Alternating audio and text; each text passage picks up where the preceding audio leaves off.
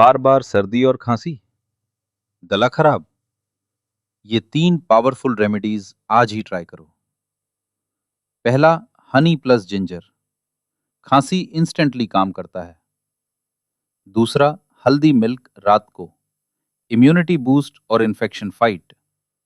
तीसरा, तुलसी काढ़ा, कोल्ड को जड़ से खत्म करने में मदद। Bonus tip, warm water plus proper sleep. इनको फॉलो करो और फर्क खुद देखो। Follow for more health tips.